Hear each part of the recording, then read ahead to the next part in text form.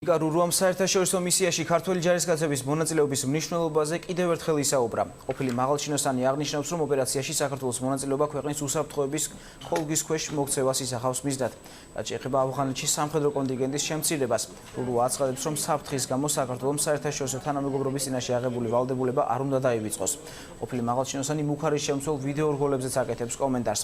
მისი შეფასებით, ეს იმ ადამიანების დაკვეთაა, ვისაც არ სურს, რომ საქართველო ნატოს წევრი გახდეს. თუ ნატოს აქვთ ფუფუნება იმოქმედონ ასეთ სენტიმენტზე, ანუ მართლაც შეამცირონ და მათ ამითი არაფერი არ მოაკლდებათ, იმიტომ რომ ისინი უკვე წევრები არიან ალიანსის, გარდა იმისა, რომ მორალურად არასწორია ბრძოლიდან წასვლა და შენი თანამებრძოლების მიტოვება. ეს ძალიან ცუდი რაღაცაა.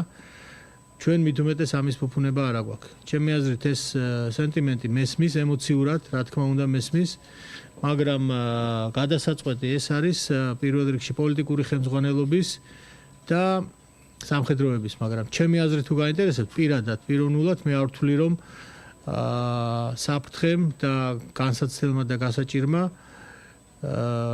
შუაგზაში უნდა შეგვაცვლევინოს ის დაპირება, რაც გაკეთებული გვაქვს.